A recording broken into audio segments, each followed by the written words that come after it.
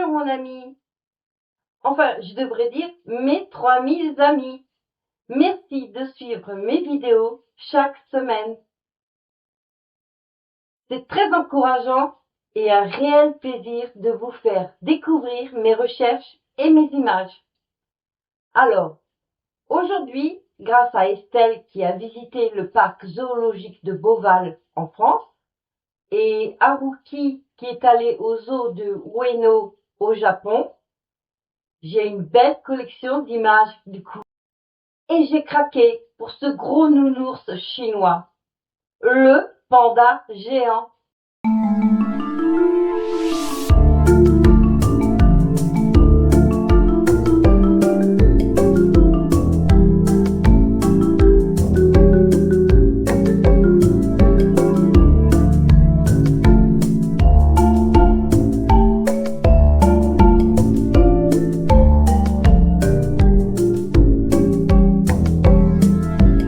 Le panda géant est une vraie star de la forêt. Son pelage dénote complètement, noir et blanc. Il ressemble à un énorme nounours. Mais ne t'y fie pas, c'est un ours. De la famille des ursidés, la même famille que l'ours brun ou polaire par exemple. D'ailleurs, en parlant de famille, il n'y a aucun lien de parenté entre le panda géant et le panda roux. Je te mets en fin de cette vidéo le lien sur la vidéo du panda roux. Ailuropoda melanoleuca est endémique à la Chine centrale. Il vit à la montagne. Environ 2000 pandas vivent en liberté et 600 dans des parcs zoologiques du monde entier. Avec son pelage noir et blanc, il ne passe pas inaperçu dans la forêt. Ses quatre pattes, ses oreilles et le tour de ses yeux sont noirs. Tout le reste est blanc. Il mesure jusqu'à 1,80 m pour 125 kg environ. C'est le mâle le plus gros. Sa queue est courte. Sa fourrure est très épaisse et le protège du froid. La neige ne le dérange pas du tout. Au contraire, il adore se rouler dedans. Il a 6 doigts à ses pattes, 5 doigts et un faux pouce opposable. Ce pouce est une adaptation évolutive liée à l'alimentation. Il peut ainsi saisir les tiges de bambou. Il n'a pas une bonne vue. Par contre, son odorat et son ouïe sont très fins.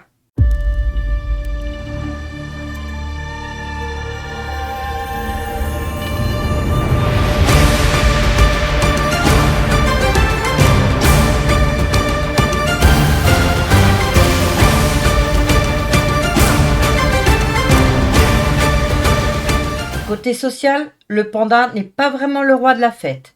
En fait, il préfère la solitude. Il n'est pas du genre à organiser des barbecues entre amis. Il est plutôt solitaire, mais on peut parfois les voir se croiser dans la nature, un peu comme deux voisins qui se saluent mais ne s'invitent jamais à prendre un café. Quand on le regarde comme ça, on a l'impression qu'il est pâteau, mais il est très souple, grimpe aux arbres et peut également courir. Pas très vite, certes, car il a beaucoup de poids à trimballer.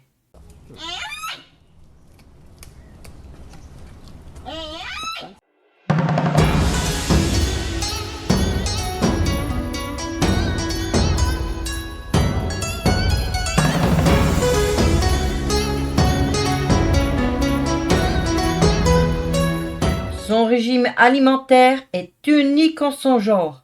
Le panda mange principalement du bambou, feuilles, tiges et pousses.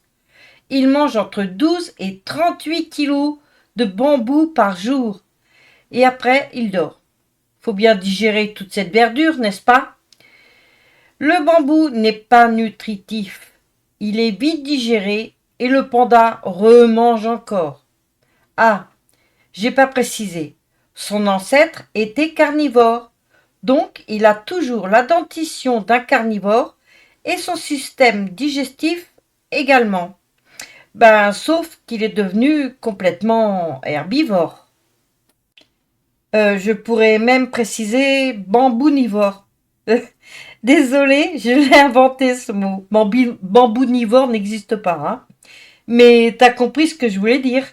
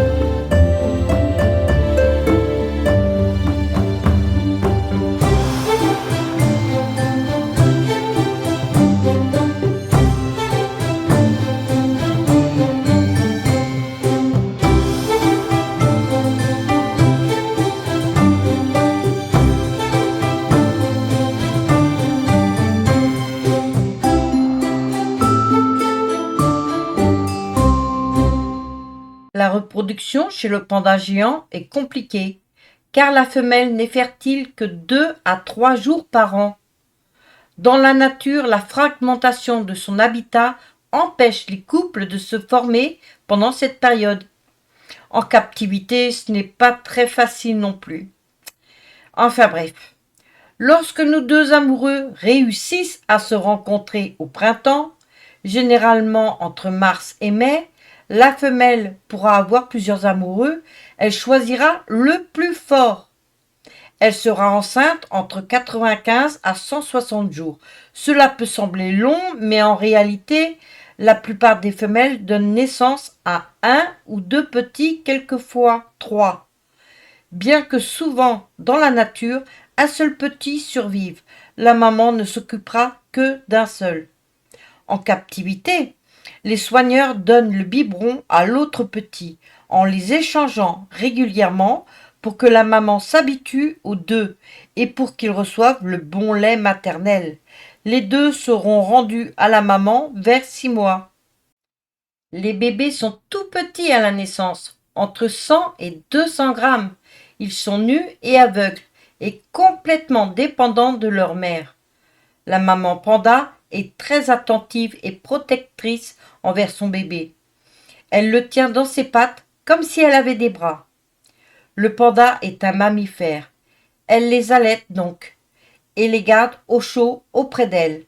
Le bébé commence à ouvrir les yeux après quelques semaines, à peu près 2 mois, et commence à explorer son environnement vers l'âge d'1 an. Il restera auprès de sa mère pendant 2 ans environ et sera adulte vers ses 5 ans.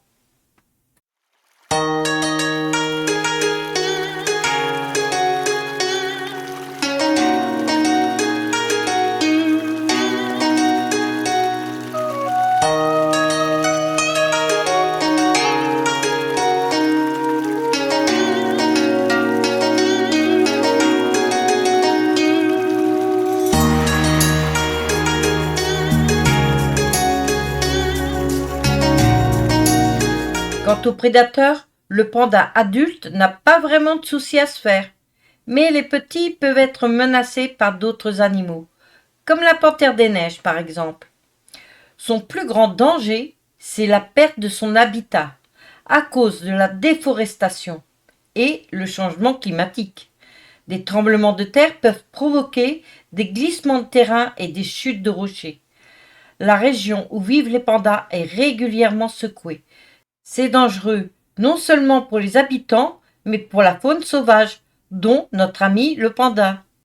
Heureusement, de nombreux efforts de conservation sont en cours pour protéger cette magnifique créature. Les réserves naturelles, les programmes de reproduction en captivité aident à préserver cette espèce. Dans les réserves naturelles, des pandas capables de se débrouiller seuls sont réintroduits et suivis régulièrement. Mais il reste encore beaucoup à faire pour s'assurer que le panda géant ne devienne pas la star d'un documentaire sur les espèces disparues. J'espère ne jamais avoir à le faire. Ce que je trouve rigolo, c'est que les soigneurs et chercheurs chinois se déguisent en panda lorsqu'ils entrent dans la réserve. Tu crois que les pandas sont dupes? Bon, l'important, c'est que le panda géant soit en sécurité et bien suivi. Le panda géant est un animal doublement symbolique. C'est le trésor national chinois. C'est le symbole de paix, d'amitié et aussi symbole des espèces rares et des espèces en danger. La WWF a choisi son image comme porte-parole des espèces animales en danger. Alors voilà, mon cher ami, c'était le panda géant, ce gros nounours qui mange du bambou toute la journée et qui a besoin de notre aide pour continuer sa vie dans son habitat naturel. Si on pouvait tous faire un petit effort pour protéger son environnement, peut-être qu'un jour on pourra le voir gambader joyeusement dans les montagnes de Chine, en nous faisant des petits clins d'œil. Allez, à la semaine prochaine mon ami, passe un bon dimanche et n'oublie pas que la nature est précieuse.